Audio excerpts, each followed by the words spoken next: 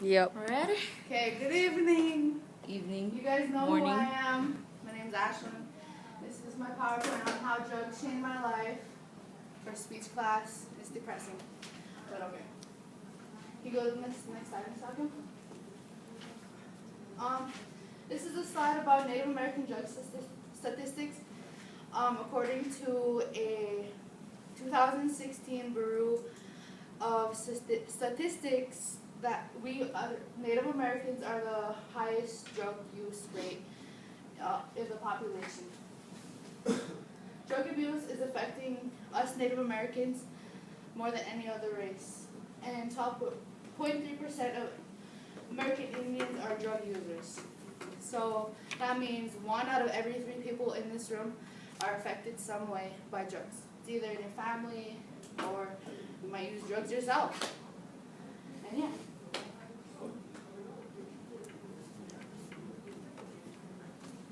Native Americans and incarceration rate.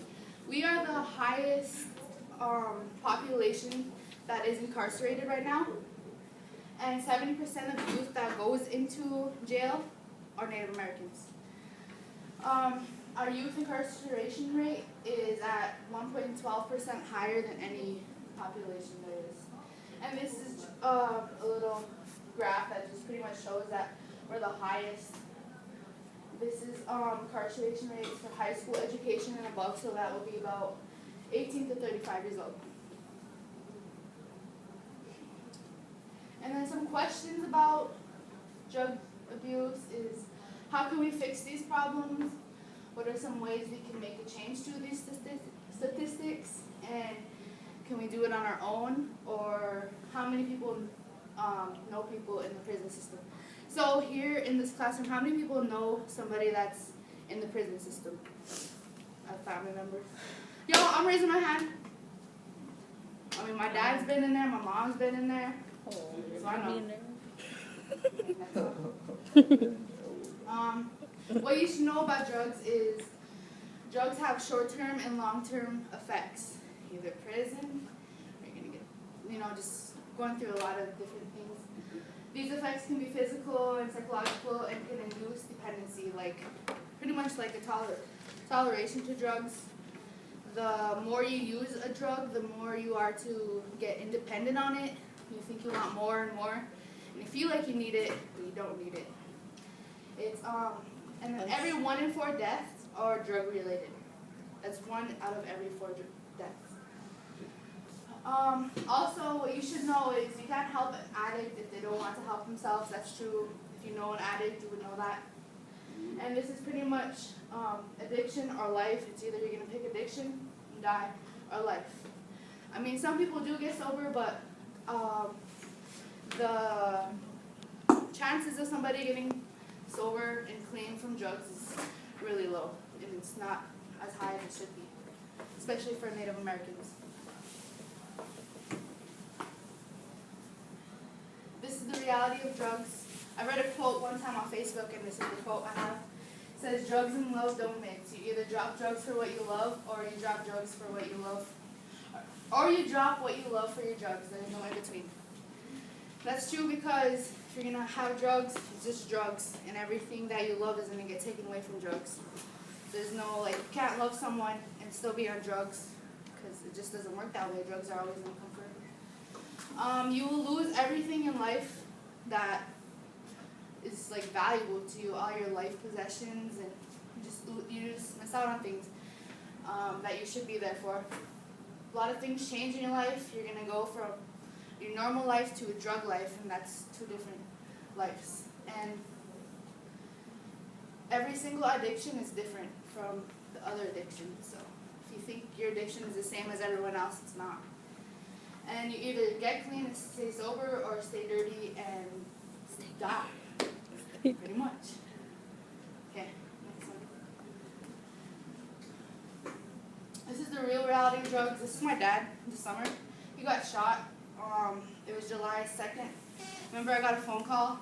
I was at getting my license, and I got a phone call right before I was gonna drive, and they said, "Is this Ashlyn Hunan?" I said, "Yeah." they said, "Is your dad leach or not?" And I said, "Yeah." They're like, "Your dad's in critical condition right now." And I was like, I didn't know what that was. I thought it was just like, oh, he's probably in jail, you know. I thought it was just another one. And then they're like, "You need all family to come down here right now because your dad's not pulling through." And he was on life support for, I think it was like 3 days, and then he eventually recovered from it. And this is like the thing from what he got shot over. He got shot over heroin.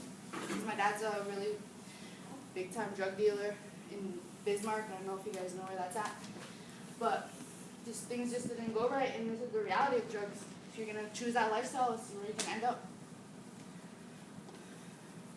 Next one. What being in a drug environment is like. I mean, I'm sure you guys probably know what that is like, being in a drug environment. I mean, I ain't the only one that comes from all this stuff. Like, it's unsafe. You gotta keep your guards up at all times. It's toxic. It's really toxic for you. It is. And no one knows what you're going through. Like, your own problems, what you're going through, and how it affects you. They say it affects your biology and your genes, but I don't really believe that, because me coming from a drug environment, I don't feel like I want to be a drug dealer or something now because I grew up in that lifestyle. But it just totally depends on how you think of it and what your maturity level is at. This is what drugs taken away from me. It's my mom, it's my dad. My mom got sent to prison for 10 years whenever I was younger due to a drug bust, and my dad has been in and out of jail my whole life. In and out of jail, prison, he still hasn't got sober to this day. And my mom, she's finally sober. She's been sober since I was a freshman, and I'm a senior. So yeah, 10 years later, she's finally sober. How drugs have changed my life. I want to graduate now. I have goals for myself. I got focused and started getting ready for this diploma, and just changed a lot of things about myself that I shouldn't have to have changed, because I should have had that stability. Should have been there always, but it hasn't been, because my parents been on drugs, and I've been in and out of foster homes and stuff like that my whole life. Until my grandma finally just took me in. And I finally know who my siblings are, all my siblings, because I didn't really know any of them since I was like in the system. I didn't really know how many siblings I did have till like just a couple years ago. And yeah, they didn't take away getting me my diploma May 15th, next week. And then next slide, I think this is the last one. Oh, important things to remember about drug addiction is that you can't help but an addict that doesn't want to help themselves, they don't want to get clean, and you want them to get clean, they're going to get clean. It's their mindset depending on if they're going to get clean or not. Hard love on an addict that you love is really important, because you got to like set down some rules and tell them that like you care about them and you want them to like change themselves for the better. Be positive about it. It's kind of hard to stay positive about things like that, but if you stay positive about it and help them, it could lead to good possibilities. You can learn as much as you can about it if you're trying to help somebody. Like, like see little pamphlets around and stuff. Take them. They're valuable. Like, they're there for something. Encourage treatment. I know treatment sucks, but if you want someone to get help, encourage it.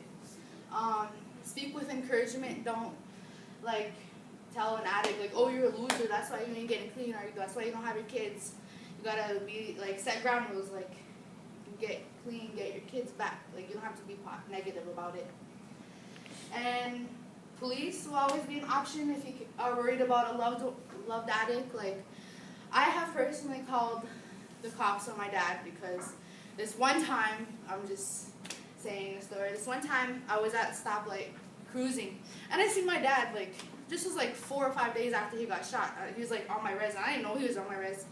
And I seen him at a stoplight, and the light was green. He was sitting there, and I was like, what the hell? How come he's not going?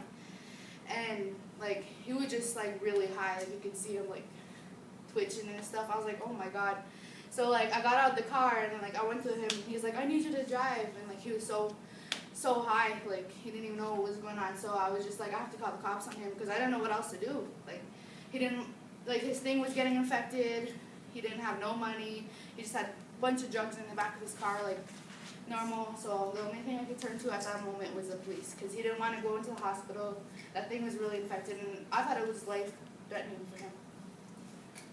You know, so yeah, police is always an option.